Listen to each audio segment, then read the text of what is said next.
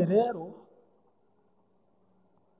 nagira ngo ngusabe wowe ukurikiye iki kiganiro, uri umuhanzi wagaragaye mu kigo bundi mu ntara ya Ruyigi no mu ntara ya Rutana, simvuze amazina hano. Ni ukuri tukugiriye ibanga nk'abana b'abantu, ariko Imana ntizari kugirira.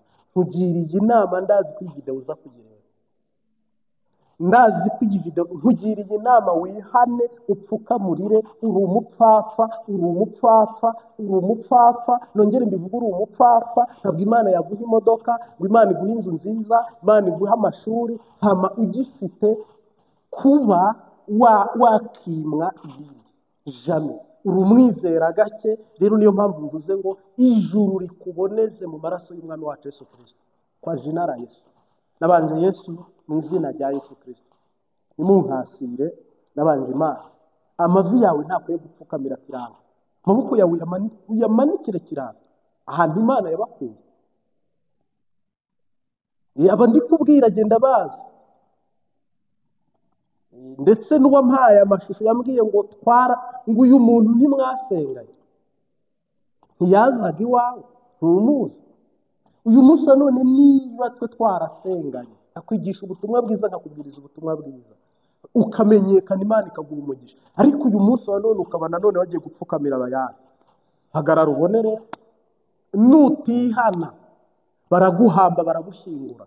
Nutihana, iyo nkorera iyampamagaye iyantumye, nutihana mukajya mu bapfumu mugatangayo amafaranga, mukajya mu bapfumu mugapfukamira abayari bakabaca indasago nk'uku, mukajyana igihugu mu bapfumu, mukajya kugambanira bene gihugu muri mu bapfumu. Nagira ngo nkumenyeshe ko iki kiganiro nkikoze nje kugaya abasaga 100 muri kwiyamamaza, ariko 3 bagaragaye kuri uyu mupfumu, kuri uyu murozi mu mwanya utandukanye, kandi nawe ntabagirira ibanga bakabafata amashusho imbere y'ishobora byose n'Imana yabigaye. Ntibizabahira. Simpamya ko no gutorwa nimugitowe, ntabwo mushobora gutorwa mu bantu Imana yirukanye, ahubwo uku no kugambanira igihugu. Mwene gihugu aburare, asonze uku, yambara ubusa, ariruku, agahinda, umubabaro. Imana ifashe kuko dushyizemo amashusho hano. Igihugu cy'u Burundi ni mu gisebeje mu ruhando mpuzamahanga, bantu mwize mugatera imbere.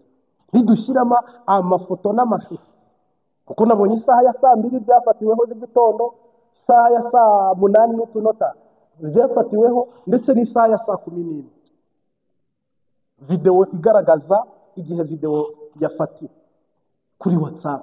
Ubwo se ubu imiryango yanyu muzongera guhabwa inzira, muzongera kugaragara mu rusengero? Ijuru ritabara. Nagira ngo sabwa ari isaku murantunga, ariko tugaye abantu bapfukamira abayari, abantu bapfukamira Sekibi, bakapfukamira Dagoni, bakaninahaza imbaraga za shitani. Ndaguhaye ikaze kandi nguhaye mwiriwe. Ndagaruka kuri iyi nkuru ibabaje.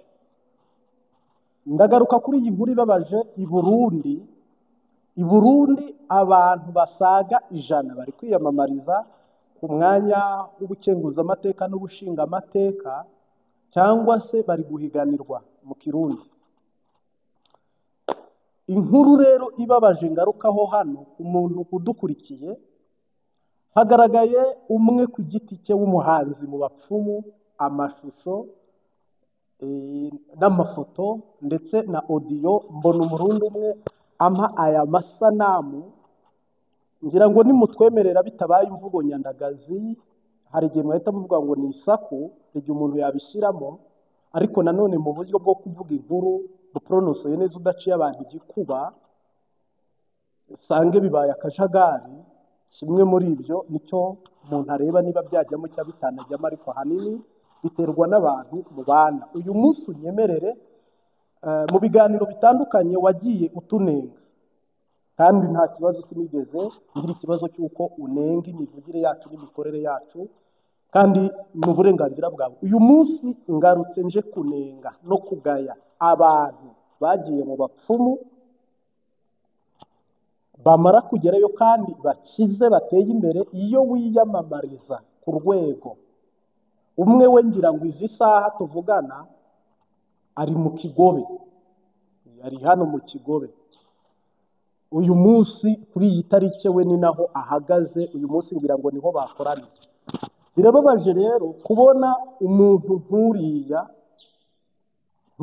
wiyubashye, undi ufite amafaranga, ufite igikundiro, ufite igitinyiro, akagaragara ku birenge by'umupfumu barimo bamusukaho amazi y'abadayimoni ngo ni umugisha, bamucaniye umuriro wa Nyabingi ngo ni umuriro utuma abantu batamwegera, bamwubaha, batamutinya. Amagambo bakubwiraga imbere y'ishobora byose, iyi nkuru irababaje. Ureke ngaye rero, ngaye kuba umuntu yaba afite diplome aze, umuntu akaba afite master, umuntu akaba afite umuduga mwiza, umuntu akaba ataha mu nzu nziza igeretse, umuntu akaba afite urugo rudasaba umunyu cyangwa amavuta. Sore gato. Ariko ukamusanga yapfukamye mu nzu y'umupfumu, mu nzu y'umurozi, ngo arimo arasaba itsinzi mu guhiganwa bazamutore kandi azatsinda avemo umuntu wo gukora ibikorwa bya bene gihugu no kugandukira igihugu no kuba yateza imbere Burundi. Wagipfuye. Niyo mpamvu rero navuze ngo ndanenga, ndongera nenge ngaye komite irimo nyene Cyubahiro Sebarundi Neva Evariste rwose. Mu biganiro tumaze iminsi dukorana sinigeze ngaya, buriya sinkunda kugaya, ariko umunsi ndamugaya perezida w'igihugu cy'u Burundi ndetse na komite ye, by'umwihariko ubwo perezidanse mwese abashyira muri populaire imwe. Koko mwese mwakabaye mwicara imbere y'aba baturage, intego yanyu muzi ko bashonje, ariko mwebwe mushinzwe iki? Uyu munsi wa none rero ndaganye, nimumbwire ukuntu Obereri toza, hakaba isoko ryo mu Ijabe, hakaba isoko ryo mu Kanyosha, hakaba isoko ryo mu Ruvumera, hakaba isoko ryo mu Ngagara, hakaba isoko ryo mu Kamenge, hakaba isoko ryo mu Kinindo, hakaza isoko ryo mu Ruziba. Reka amasoko tubare aya masoko yonyine yo mu gisagara n'amaduka yo mu gisagara, wowe uyazi no kumva aya masoko yose Obereri itoze imbere y'ishobora byose. N'iki cyatuma Evariste Ndayishimiye adafata ingingo ngo avuga ati isoko nkuru ya Bujumbura yarahiye, igisagara kingana uku, umujyi ungana uku, ukabura isoko rikuru risorokira igihugu ngo abantu baridandarizemo bateze imbere igihugu, musoresha isoko rimaze imyaka irenze 10 rihiye, perezida umwe akavaho undi akajyaho, muhembwa, igihugu kiriho nta nyeshyamba zagifashe zindi, arimwe mu kiyoboye, hakabura icyiyumviro cyangwa igitekerezo cyo kubira isoko ryakuba. Ndaje ngaruke ku kibazo cy'abapfumu, ndaje ngaruke ku bapfumu. Iki kiganiro turanenga, niturangiza turebe icyo Bibiliya ibivugaho. Uwihana yihana bandanye, utihana uzarimbuka. Ntabwo iyi ngoma ya Dawidi wayibamo umeze.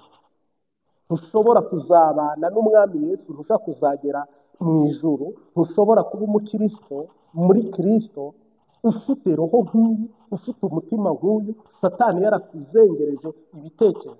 Nimumbwire ukuntu umuntu yihaye ngo sinzi intara aherutse kujyamo, niba ari Burunga, sinzi ahantu aherutse kugaragara arimo avuga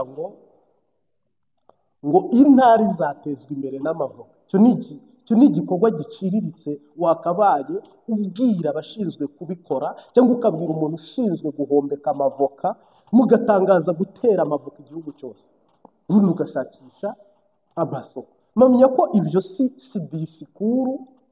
Abantu babuze igitoro, babuze ayo bacira n'ayo bamira, abantu babuze ifumbire mvaruganda, babuze ayo bacira n'ayo bamira. Urimo urabwira umuntu isazi n'imisiba, urimo uravuga ngo njyewe iwanjye ndatunze, mfite amavoka, mfite inkwavu. Perezida ntabwo yihaye ibyo atunze cyangwa ngo yihaye ubukire. Nyakubahwa perezida wa repubulika, nta perezida n'umwe ndabona wihaya ngo njyewe mfite ibiraya ndimbura, ibiharage ndimbura, njyewe nagiye muri Amerika njuku. Ibyo bintu ni twebwe tubivuga, ibyo bintu ni twe dushinzwe kubivuga dushimira ubuyobozi bwiza.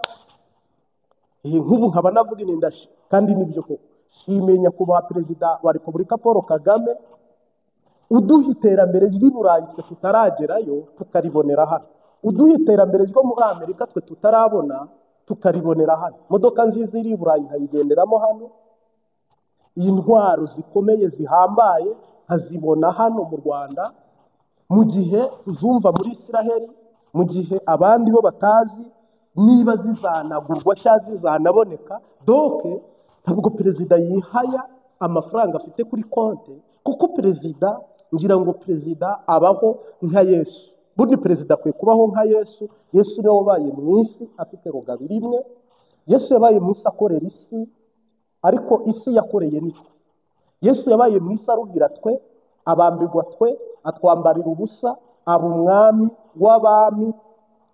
Ndetse na shitani aramubwira ngo reka nguhe isi, reka nguhe byose undamye. Yesu aravuga ngo upfukamire Uwiteka Imana yawe. Niryo jambo yamushubije.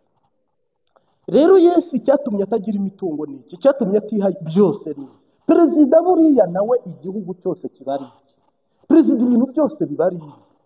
Perezida asanga ari ubuzima bwiza agenerwa n'igihugu. Perezida nubwo yavaho aguma ahembwa ukuri kwabo. Perezida aba afite ubushobozi bwo kujya aho ashaka, kuba aho ashaka, gukora ariko ntabwo perezida mpamya ko akwiye kwicarana n'abandi bantu ngo ngiye ngo ndi umugwizatunga ngo nka Rujugiro, ngo ni umugwizatunga nka Siyoni. Usanga yicaye na Siyoni arimo arihaya ngo Siyoni ngo ndamurusha amafaranga, ngo Siyoni ngo njyewe ngo rega ngo biriya akora ngo nanjye nabikora ngo nkiteze imbere. Ntabwo perezida politiki ashyiraho n'izo ategura iyo abifashijwemo n'Imana ni politiki zigomba gushyigikira abenegihugu bo bakazamuka bakihaye ibyo bintu. Ubu twebwe duhimbaza imbabazi za Yesu, tugahimbaza urukundo rwa Kristo, ndetse hano muri iki kiganiro Yesu we ngo haye icyubahiro akagasura. Munihangane hari igihe nyuzamo nkambara amarori, yego nta bundi bumanzi bundi, ahubwo ngira ikibazo cy'amaso. Nabaye i Burundi ndwara amaso, niseguye ku muntu rero ubibona. Hari igihe rero andamukira ugasanga ndimo ndagira kuno nkoramo. Sorry rero. Ngira ngo rero perezida ni umuntu udakwiye kugira ikintu na kimwe yihaya yirata, ahubwo akwiye kuba ari umubyeyi w'igihugu. Ahubwo wakumva intari iyi abantu bari kwihaya korora, kurima, bihaya umutekano. Ariko uyu munsi wa none nyakubahwa Evariste nyine cyubahiro ndayishimiye, umunyamahanga mu gihugu cy'u Burundi yishyura visa nta kibazo. Nanjye narihaga amadolari 750 kuhaba ya buri mwaka. Uyu munsi wa none niba mu gihugu umunyamahanga adashobora kuhashora imari ngo abone security, adashobora kuhashora imari ngo abone umutekano mu muprotege, ubundi si igihugu nubwo twasenga tukavuga ngo duhanuriye Evariste ndayishimiye ayobora, mu by'ukuri wayobora. Impamvu rero Imana igukura ku ngoma n'ubushobozi bukeya hari ni ibitekerezo byagutse. Kuki udafata uruntu ruremereye ngo uvuge uti njyewe nka kapiteni Ibrahim Traoré nzamuye isoko nkuru ya Bujumbura kandi ngiye kubaka iruti y'ababiri. Wicyo kintu cyipevere uvuga uti nibura ni naho amaso y'amahanga yose areba, ni naho opposition yose ireba. Iri soko nkuru abantu banyuramo banyaramo ryahindutse umwanda n'umwavu mu murwa mukuru kuko igihe narahakoreye.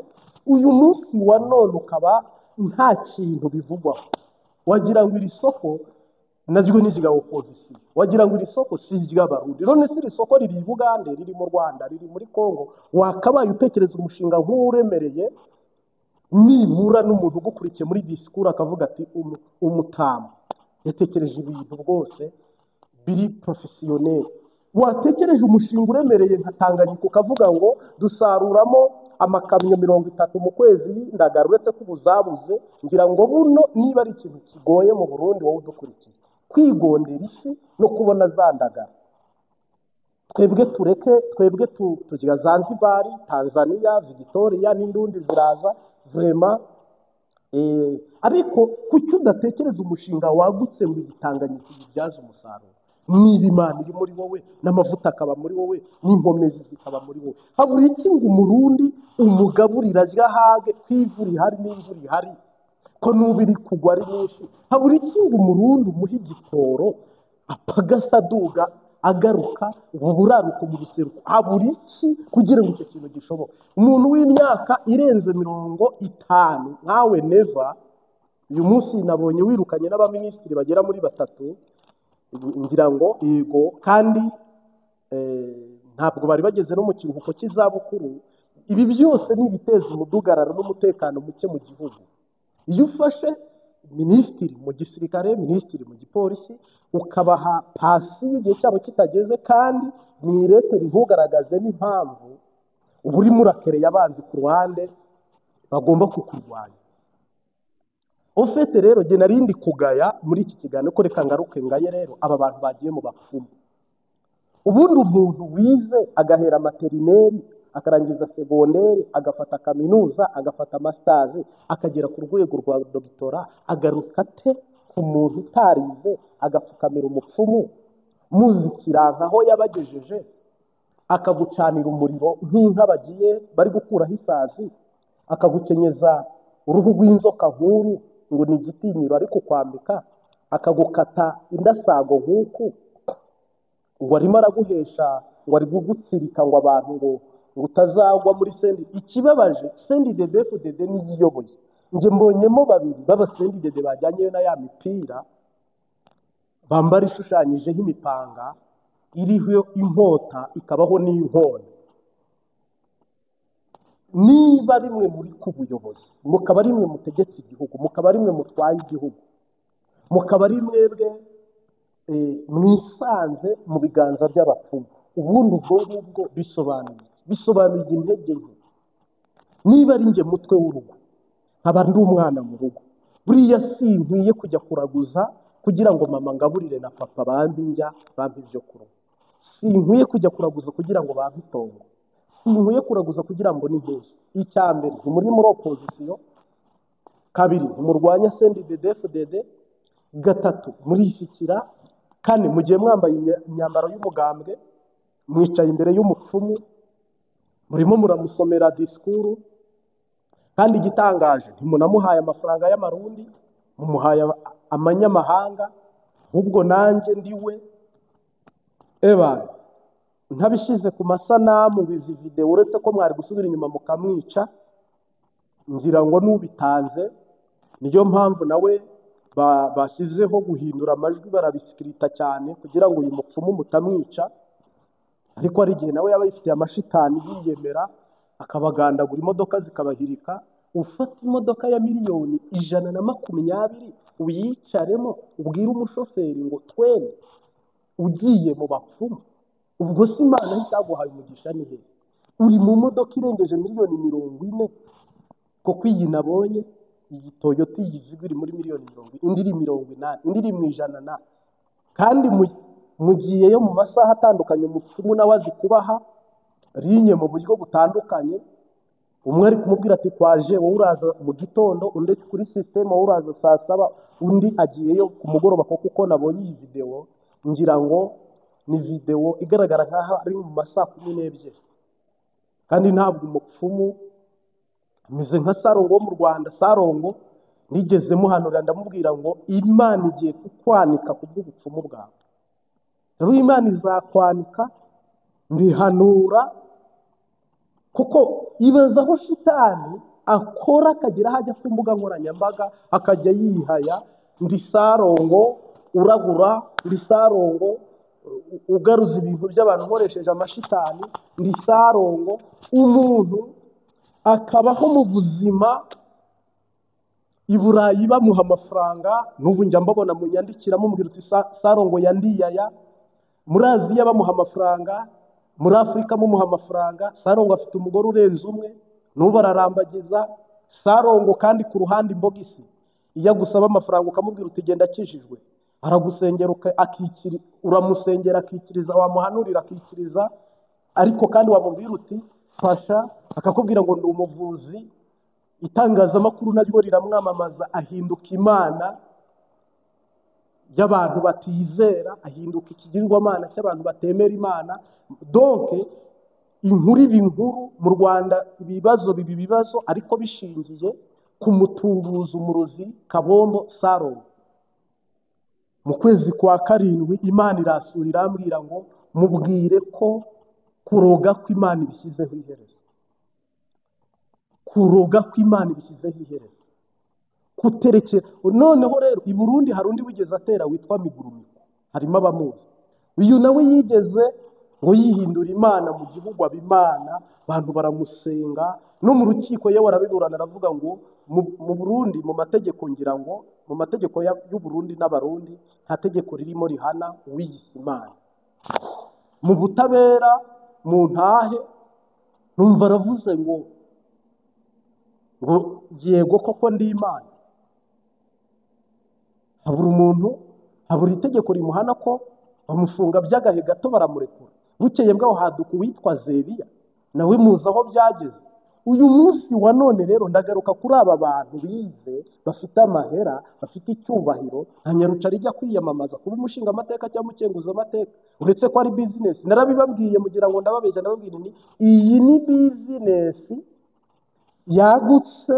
Ubu ni ahantu, ni icyobo gicukuwe, abenegihugu basabwa amafaranga menshi, buri rugo rugomba gutanga amafaranga yo gushyigikira aya matora, urugo rurayatanga, hanze abantu basaba inkunga zirinjira zo gushyigikira amatora. Umbwira ukuntu umuntu ibyo byose abirengaho akajya kuyatanga mu bapfumu, ati nimumpe indagu yo kuzaba umwe mu bashinga amateka no mu bakenguza amateka. Biba byagenze gute? Mu mutwe haba hafungutse iyiheburo, cyangwa bigenda gute ngo umuntu ahinduke inganzwa ya shitani, ahinduke dayimoni, ahinduke umupfumu n'umufinaseri w'umupfumu, utaye abantu bashonje baboro, utaye abantu bashonje hirya iyo mu ntara, biriwe bicaye imbere bikubitira isazi mu maso, bagarura ukuboko, bahanganye n'ubuzima, bahanganye n'ubukene. Abo bantu bicaranye nabo, abantu batashobora no kwishyura amahera y'inzu. Urabasize, ntubarihiye inzu, nyamara ukeneye ko bagutora. Ntunabafashije ku ishuri, abantu bataye amashuri kubera inzara, abantu babuze uko bajya ku ishuri kubera nta gitoro, abantu babura uko barima kubera nta fumbire, abantu babuze uko bideparasa kubera ibibazo. Uyu munsi wa none ubonye yo ushyira abapfumu uti nimundagurire. Afazari niyo uyashyira abasenga, nubwo baba bateka imitwe, muvuga ko abasenga ari abatekamutwe. Iyo uyashyira abo basenga nibura bikaba biri n'ibitagatifu, bikaguhesha n'amahoro, wanaryama. Ariko ntujye ureba gucisha indasago ku mukondo ngo ni ibanga, bakaguca indasago ukambara ubusa ufite diporome. Niyo mpamvu mudashobora kuyobora igihugu ngo kigere aho kigomba kugera. Muri mwe niyo mpamvu mudashaka kuvuga ngo Imana muyishyize imbere, mumanika Bibiliya muvuga Imana, ariko imitima yanyu n'ingeso zanyu bihakana Imana. Ushaka kumbwira niba mu bantu bakomeye bishyikira, ubona umuntu yagiye mu bapfumu, ukabonamo n'undi bagiye mu modoka zihenze, ngo bavuge ko bafite ibitekerezo byo kuzubaka igihugu cya Dawudi. Oya, ntabwo byashoboka. Jamwe. Gusa byashoboka bite? Byashoboka bite? Nawe umbabarire umbwire, byashoboka bite? Byashoboka bite? Mu izina rya Yesu Kristo, ngiwe ncishije buno butumwa hano, muntu wagiye mu bapfumu, ibyo bintu ushaka pasiteri abigukure, atari Mbayahaga ni pasitoro wa CNDD-FDD. Nagira umuntu ndeba nabi, kuko Mbayahaga ivugabutumwa rye biragoye ko ushobora kumusanganamo impembu igambiriye kurokora abantu no kunwanisha Abarundi no kugira Abarundi umwe. Ari muri politiki. Uyu munsi wa none kwa Jinara Yesu Kristo, Imana irokora Uburundi n'Abarundi, Imana itabara igihugu cy'u Burundi mu izina rya Yesu Kristo. Ntabwo mushobora kugera ku iterambere muyobowe n'abantu, cyangwa mwatoye abantu nk'aba ngaba bakijya mu bapfumu. Ubwo se utaniye hehe n'umuturage utarajijuka nawe ukijyayo nyine. Insengero zose ziri mu Burundi, amashapeli yose ari mu Burundi, ibyumba by'amasengesho byose bihari, abapasiteri bahari, abavugabutumwa bahari, abakozi Imana bahari, ibyo byose ubirenzeho uti ndabona itsinzi iri ku mupfumu yuno. Reka ngende mupfukamira menshi umugisha kwa Jinara Yesu tubanje Imana n'umwami Yesu n'umwuka we. Reka tuguheshe umugisha uwo dukurikiye tubone kugaruka muri iyi nkuru. Isiraheli bageze kuri iyo nyanja, ntibareba uburebure bw'iyo nyanja, bashira ubwoba bagendera mu mwuka, bageze hakurya baricara barashima. Isiraheli bageze kuri iyo nyanja, ntibareba uburebure bw'iyo nyanja, bashira ubwoba bagendera mu mwuka, bageze hakurya baricara barashima. Mu izina ry'iyampamagaye, mu izina ry'Imana Data n'umwami Yesu n'umwuka wera nje nkorera, narapfukamishijwe n'umwuka wera andambikaho ibiganza n'abakuru bandambikaho ibiganza.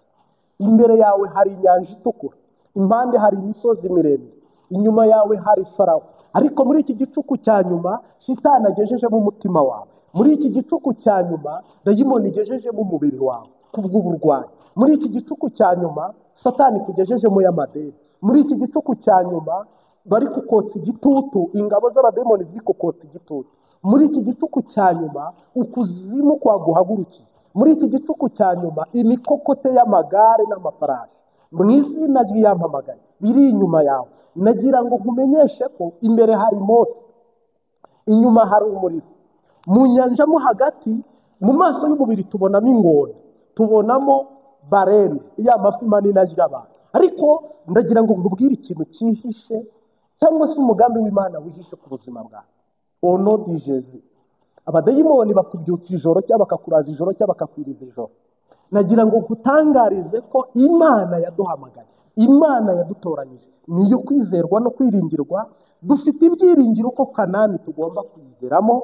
Nubwo Shitani yagutegeye ku nyanja ni kuri Yorodani, ku nyanja bisobanuye urupfu. Nubwo Shitani yaguteye ubwoba kugeza ubwo utangiye kureka gusenga, utangiye kureka kuririmba, utangiye kureka kwigisha, utangiye guhagarika izina Yesu muri wowe rikatangira gusubira inyuma, utangiye guhagarika kwigiriza ubusa. Nubwo Shitani yagukamuye akakumaramo amavuta, nubwo Shitani yakurwanyije akakubuza ibihe byiza, akakubuza amahoro n'amahweme, nagira ngo ngutangarize ko iyaduhamagaye niyo kwizerwa no kwiringirwa, ibasha gukora cyane ibiruta cyane ibyo dusaba n'ibyo tuvuga. Yego, nyemerera uvuge ngo amen niba ubyizeye. Haleluya. Iyi misozi miremire isobanuye iki impande zawe? Isobanuye iki ku buzima bwawe? Isobanuye iki mu rugendo rwawe? Iyi misozi miremire yahagaze imbere y'Abisiraheli na Musa ngo ibatera ubwoba. Umusozi kiba ari ikigeragezo ubona nta nzira. Umusozi ni ikigeragezo kidafite aho uri bugitangire cyangwa aho uhita ureba ukavuga uti icya mbere sinkibyaye, icya kabiri sinkishatse. Uwo ni umusozi. Icya kane ideni sinazishyura, icya gatanu. Donc Shitani akakwereka noneho icyo kigeragezo ufite ko bidashoboka ko wakivamo, ko bitazanakunda kukivamo. Donc abadayimoni bakaba barakwambaye, Shitani kabira kwibasiye, kuzimu kukaba kuraguhagurukiye, ugatakaza ibyiringiro no kwizera Imana. Noneho wanareba imbere ukabona inyanja ntiba yoga n'amaguru. Yego, inyanja nta bwato bw'ibiti buyambuka. Inyanja muri buhamagare so wanyu cyangwa nyoko wanyu. Inyanja ni inyanja. Ni ikibazo witegereza imbere yawe ukabona nta butabazi, nta n'umurengezi. Hahandi umutima ukugira inama ngo iyahure, hahandi abadimoni bakubwira ngo hunga, hahandi abadimoni bakubwira ngo byarangiye, hahandi abadimoni bakwihebuza kugeza ubwo usigarana Shitani wenyine.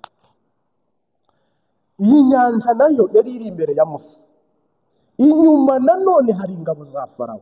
Bariya rero nibo banzi bawe bagaragarira amaso y'umubiri.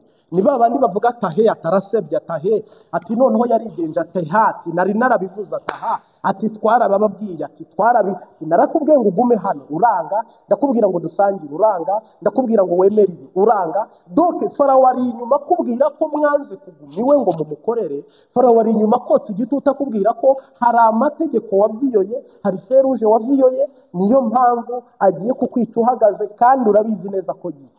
Mu izina rero ry'iyampamagaye rifite ubutware n'ubushobozi, inyuma hari abanzi, imbere hari inyanja itukura, hano hari imisozi miremire, ariko ibyo byose uko byakabaye hari uwakandagiye inzoka, hari uwakandagiye sikoropi. Ndatura mu izina rya Yesu, ndatura mu butware bw'ijambo ry'Imana mu izina rya Yesu Kristo. Niba ufite umusozi uri imbere yawe, mu izina rya Yesu Kristo nushinguka imbere yawe. Niba hari inyanja iri imbere yawe, ndatangaza mu izina rya Yesu Kristo ni kame onodi Jesu.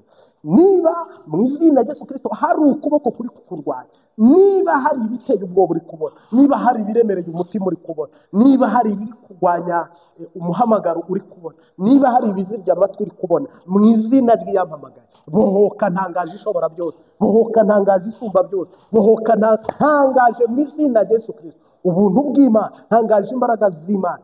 Imana yatabaye Yosefu akaba prominista, Imana yatabaye Daniel akaba nawe prominista, Imana yatabaye Esther akaba mama perezida, Imana yatabaye uyu nanone witwa Rusi akazaba umugore wa Bowazi.